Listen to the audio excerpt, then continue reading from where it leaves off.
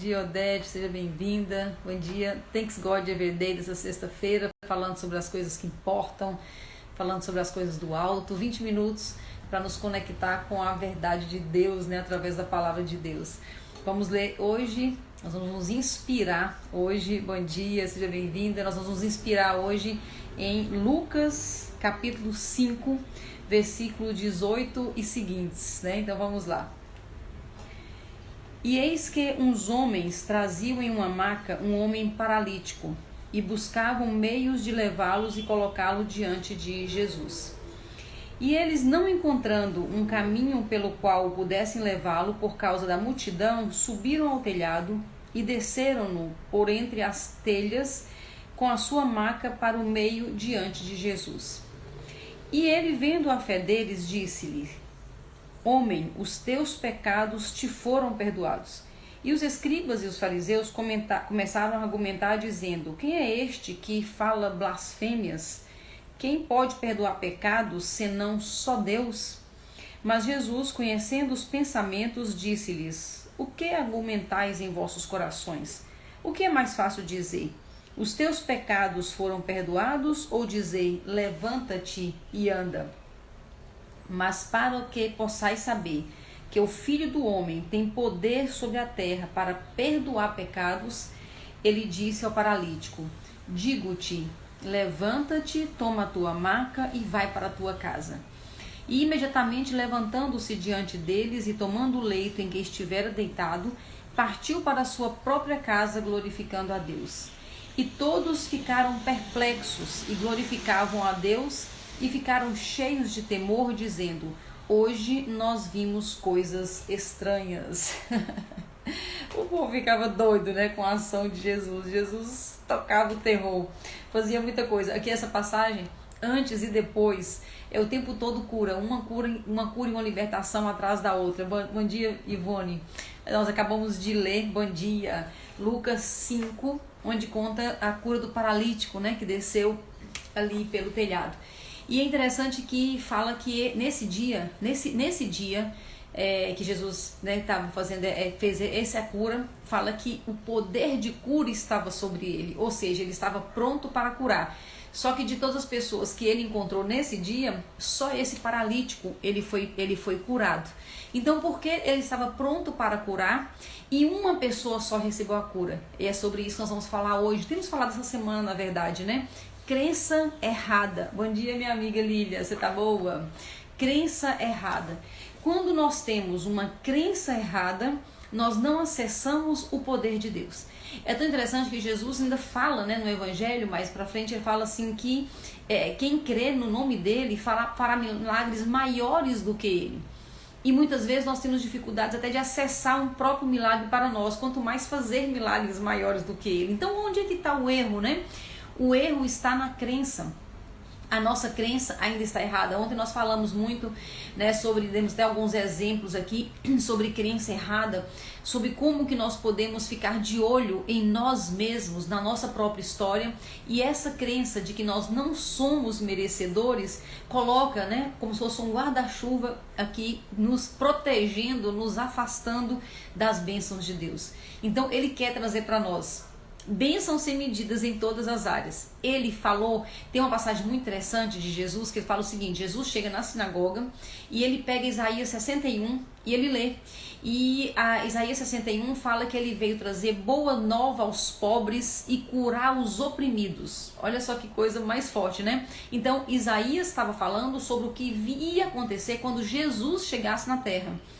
E aí ele lê Isaías, né? Ele próprio lê e fala isso, a passagem.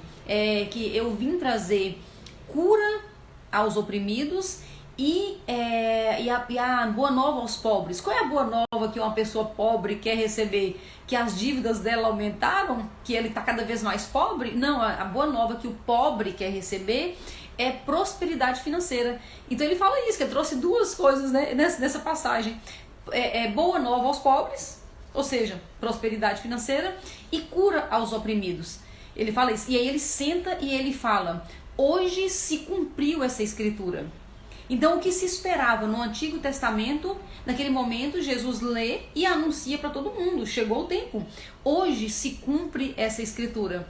E o mais impressionante, nós já estamos mais de 2000 anos depois e ainda nós temos dificuldade de acessar o que ele trouxe para nós. Cura e prosperidade, as duas coisas. E por que nós temos essa dificuldade? Erro de crença. Erro de crença. É nós acreditarmos que nós mesmos somos o modelo. Nós temos que ser assim, ultra santos para nós recebermos a bondade, o favor, a cura, a prosperidade de Deus. E aí nós passamos às vezes uma vida tentando ser bons, né, para merecer o favor de Deus. Então todas as vezes que nós tentamos merecer o favor de Deus, a gente se perde. Ontem a gente falou muito sobre isso, né? Porque, por exemplo, eu lembro dos pecados que eu cometi, eu lembro dos erros que eu cometi lá atrás, e aí eu mesmo já sei que eu não mereço. E às vezes eu não tenho essa clareza, mas eu já ajo sabendo que eu não mereço. E por conta dos erros do passado, né? Todos nós temos uma história. E nós temos uma história que nós não faríamos hoje, na maturidade que nós temos, nós não faríamos o que nós fizemos no passado. Todo mundo vai falar a mesma coisa. Desde quem cometeu pequenos delitos até quem fez escolhas muito malucas, né? Então, quando eu olho para a minha adolescência, para a minha juventude, então quando eu olho para qualquer tempo atrás, 5 anos, 10 anos atrás, eu olho, puxa vida, eu não deveria ter feito aquilo, ou então eu não faria isso de novo, né? Por quê? Porque ali era uma outra pessoa com uma outra maturidade, com uma outra vivência, era uma pessoa mais jovem, com menos vivência. E então, todas as vezes que nós olhamos para o nosso passado, nós encontramos o quê? Os nossos erros, os nossos pecados. Todos vamos achar isso. E se nós ancoramos a nossa fé no nosso comportamento, é fato que nós não merecemos. É fato. Sem conhecer a sua história, sem você conhecer a minha, a gente já sabe, nós não merecemos mesmo. Então, todas as vezes que eu baseio nisso para receber a bênção de Deus, eu estou colocando uma barreira entre a minha vida e a bênção que Deus quer trazer para mim. Tá, André, de onde que você tirou isso? A palavra de Deus fala isso o tempo todo, né? Tem nessa mesma passagem, onde Jesus lê Isaías, né, que está em Lucas 4,16. Ele lê Isaías e fala, eu vim trazer e tal. E aí ele mostra, Jesus explica, na verdade, o que acontece comigo e com você, assim acontece com a maioria das pessoas. Muitas vezes, nós pegamos a informação da palavra de Deus, nós pegamos a vontade de Deus, a orientação toda da vontade de Deus, ao invés de pegar direto da palavra e da revelação através do Espírito Santo, nós cometemos um erro muito grave. Nós pegamos na mão de outras pessoas, nada contra. Eu ouvi uma pregação, eu segui um líder espiritual, nada contra. Mas quando a minha fonte, 100% da minha fonte, é um pastor, é um padre, é um líder, é alguém, é um homem, uma pessoa, quando 100% do que eu quero aprender, do que eu quero acessar em Deus, vem de uma pessoa ou de um grupo de pessoas, eu tenho ali no mínimo um risco. No mínimo um risco. E a gente faz isso muitas vezes. A questão da religiosidade, né? Nós temos um apego às vezes com aquela religião que nós somos criados ou que nós acreditamos que é a mais correta, que ela sobrepõe a verdade de Deus. Isso é muito louco se a gente parar para pensar. Como é que eu posso acreditar e defender mais uma instituição do que a própria verdade? Aí você pode dizer, André, mas ali está a verdade. Será que está toda a verdade? Será que está mesmo? Porque quando nós estamos envolvidos em alguma instituição, em alguma comunidade, nós estamos ali porque nós acreditamos. Quando nós acreditamos num determinado lugar, nós temos a tendência de achar que ali está toda a verdade. E muitas vezes não está. Quem de nós já não errou, né? De olhar para trás e falar, puxa vida, eu estava naquele lugar, com aquela comunidade, com aquele pessoal, e hoje eu nem penso mais tão parecido. Então não existe verdade absoluta em uma religião, em um lugar, em uma comunidade e nem em uma pessoa. E nós muitas vezes nós pegamos tudo que nós cremos, sabemos e seguimos, nós seguimos dentro daquela mesma liderança. E é onde nós corremos sério risco de nós não recebermos a verdade completa de Deus. Bom dia, Cleber, seja bem-vindo, meu amigo. E então o risco é muito grande. Então onde está a verdade? A verdade está na palavra de Deus. E ele nos dá, você pode falar assim, André, mas eu não entendo a palavra de Deus. Ele nos dá revelação suficiente para ler a palavra e entender a palavra. Então nessa mesma Nessa mesma passagem, né, Lucas 4, Jesus ele cita 2 exemplos do Antigo Testamento para dizer exatamente isso que eu acabei de falar aqui com vocês. Então, eu disse, não é por merecimento. Não é porque eu sou boa e assim Deus me abençoa. Não é porque eu me comportei direito e então Deus me cura. Não é porque eu sou muito santa e por isso Deus olha para mim e derrama as suas bênçãos sobre mim. Todas as vezes que eu olho para mim, para o meu merecimento, eu estou errando na crença. Na verdade, tudo é pela bondade de Deus, não é por minha bondade.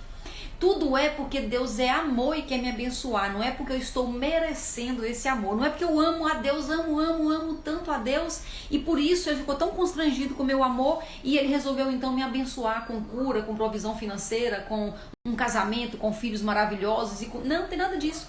Na verdade, tudo tem a ver com ele. É porque ele é bom e ele me dá. E aí nesse discurso, Jesus então cita 2 histórias que estão no Antigo Testamento para provar para aquele povo lá e para nós aqui, que não tem a ver com merecimento. Ele cita 2 histórias, uma que aconteceu com Elias e uma que aconteceu com Eliseu, que é a viúva de Serepta, e ele fala também sobre Naamã, que recebeu uma cura. Então com Elias, ele fala, Elias não foi enviado para levar prosperidade, né, para nenhuma outra viúva, senão para a viúva de Serepta. O que significa isso? Ela não era israelita, ela não era o povo de Deus. Ela estava fora, ela estava em Serepta de Sidom, que era uma outra situação. Então ela não era o povo escolhido, ou seja, ela não merecia. Ela não merecia, a viúva não merecia. E a história é bem interessante, depois se você tiver um tempinho, estuda, que é muito interessante. Que estava tendo fome, foram mais de 3 anos de fome na terra, as pessoas estavam morrendo de fome, uma doideira que estava acontecendo, e Elias, o profeta, o homem de Deus, ele é enviado, ele é mandado, Deus manda ele ir para a casa de uma viúva, e lá prosperidade abunda, fala que o azeite, né, que traz a ideia da prosperidade, ele crescia tanto, ele aumentava tanto, que não tinha vasilha que conseguia suportar tanta bênção financeira nesse caso. E aí Jesus mostra isso, que ela não merecia, ela não fazia parte do povo escolhido, mas ela recebeu Elias e recebeu a provisão financeira. E não satisfeito, Jesus cita outra história, que é já com Eliseu, né, o discípulo de Elias. Então Eliseu, ele é colocado junto com o Naamã, né? O Naamã vai atrás do Eliseu, e o Naamã também não era israelita. Inclusive, ele estava, até quem deu essa dica para ir atrás de Eliseu, foi uma israelita que estava dentro da casa dele, a menina que tinha sido feita escrava. Então era um homem que não merecia, Naamã não merecia. E aí ele é levado, ele tinha uma doença muito grave, que era a lepra. Então ele é levado diante de Eliseu.